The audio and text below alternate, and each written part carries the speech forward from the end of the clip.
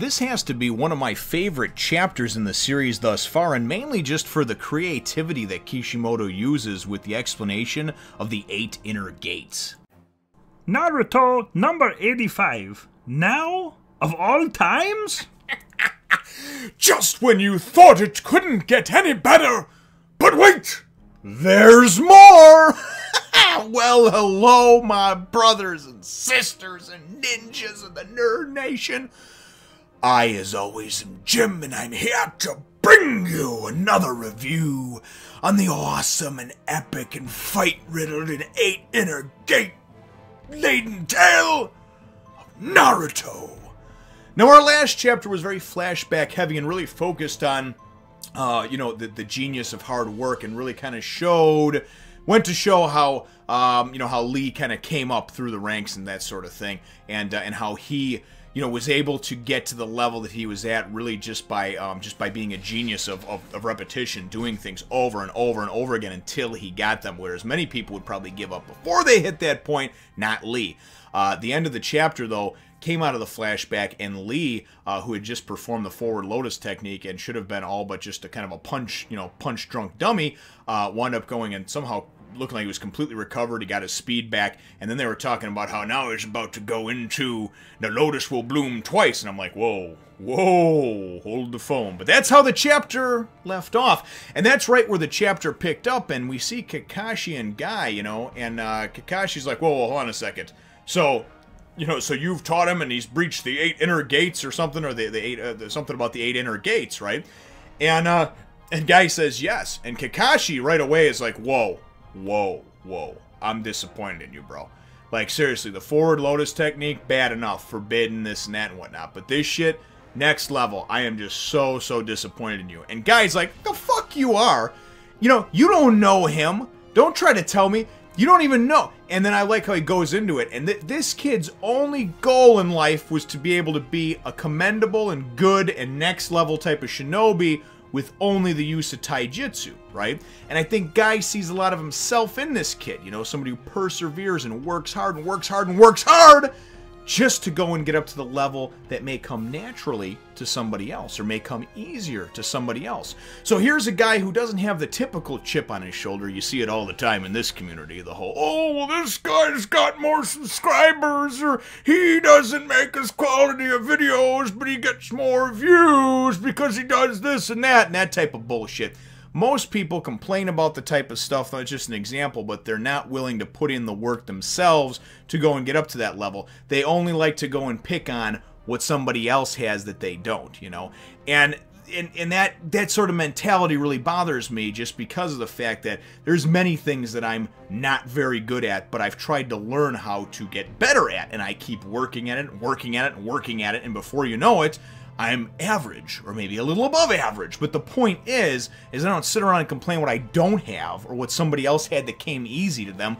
What type of bullshit is that? It's not going to change anything. That person's not going to sit around and feel bad because something came more naturally to them, or they just have a better talent for it. I don't give a fuck. So anyway, so he goes through, and I like this because most of the chapter wound up lying on this explanation, of these 8 inner gates. Along the Kurokakai, right, all those inner chakra lines kind of inside of you, there is these 8 different points of where you can basically, they're like limiters. They're limiters that keep a person from going to that next level and inadvertently killing themselves or others around them, probably. It's kind of like they say that you only use like 8 or 10% of our brain, and if we were able to fully unlock it, we'd be able to do all kind of crazy shit, probably fly and, teleport things and all this other stuff, because the mind is actually so powerful, but it's not fully unlocked, right? It's not realizing its full potential. That's how I look at it. Like with this, they show the different gates, and I guess just to perform the forward lotus technique, you have to be able to open the opening gate, which is Kaiman, right? Kaiman, whatever. And that's the first gate or whatever. So that's what he wound up doing. You open up that gate or whatever. And then, Kakashi says, how many gates has he gotten to, right? And Guy says, the 5th one, right? And Kakashi's like, oh shit, right? So the other thing, the downside of this is that you can go and you can literally burn up your life force, because if you go and take these limiters off of you and then still continue to use these moves that require chakra and everything like that, you can literally burn out your life force, your life spark energy, and literally just like destroy your whole soul and being, and just the essence of you, you just die, right? So anyway, but then the reason he was able to recover so quickly is because then he used the second gate, which is Kaiamon.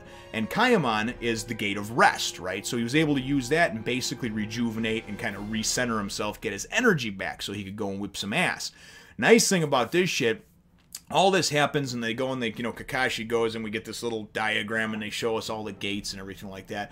And ultimately, we get to see some very, very cool stuff with this because it really gives us this background and, of course, a little bit of exposition on what, on what Kishimoto wanted us to know about this guy. And just so thoughtful and so creative, so thought-provoking, really, when you think about this. That just brings a smile to my face. I love a good story like this and just love how it's woven in there, man. Oh, boy.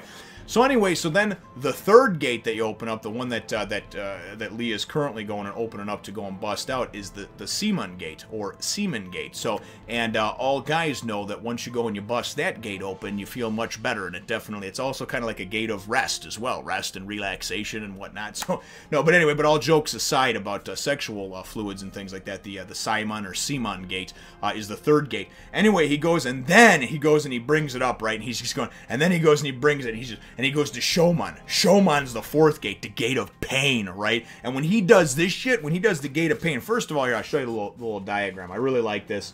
For those of you, I don't know, a lot of you, if you have the volumes or if you just, you follow along, you look online. I'm not sure how the scans are, though, for older chapters like this. I know some people have, mentioned to me in comments and messaged me that the scans are not so good for some of these earlier chapters. So, anyway, so obviously we'll put that up there, and you could certainly pause the video if you feel like taking a look at that diagram and the explanation and, of course, the 8 gates over there. So then we go, and Sakura, of course, is just like, well, wait, but if he winds up opening up too many gates, he'll inevitably die, which is what we know. That's what I just explained about the life force draining out of you, right?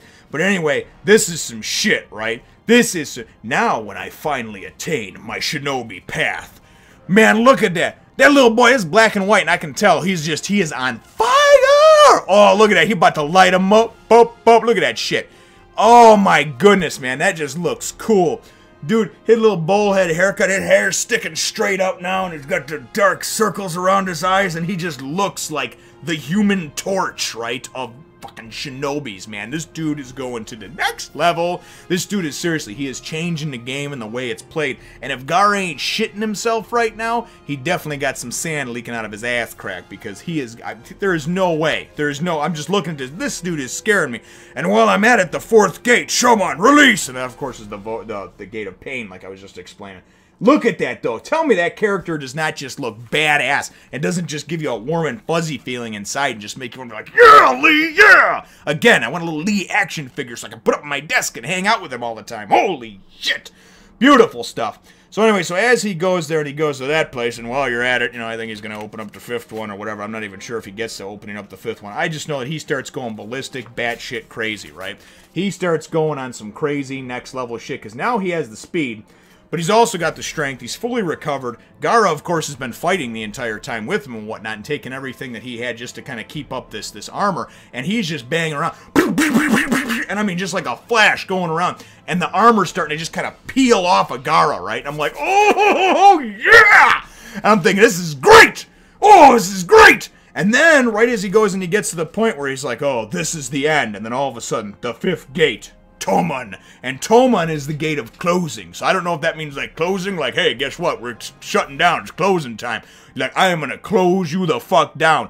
Once I'm done with you, Gaara, you ain't no longer going to be open for business. You know what I'm saying? Seriously. I'm serious. We are shutting your ass down. We are closing your ass down, Gaara. Damn! Woo! And that's how the chapter ends off, man. What an intense, awesome, excellent battle this has been thus far, and we're not even finished yet, because I was thinking there's got to be more to the chapter, but no, there's not. That's the end.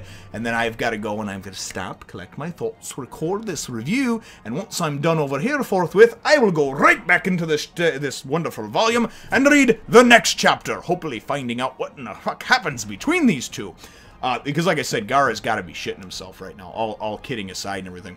But really, that's how the chapter ends off, of course. My chapter question for you, though, brothers and sisters, and I was going to do a would you rather, but really for this one, I would like to know what your thoughts are on the explanation, the 8 inner gates, and of course the explanation of them, and how you can open and release them. And then also, too, what your thoughts are on what Kakashi said with Guy being disappointed in him.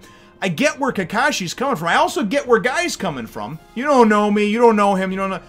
But Kakashi, you know, this is some shit that could kill the kid, right? I mean, like, easily. This is some stuff that you shouldn't really know. You know, it's super, super forbidden. You know what I mean? Super forbidden, right?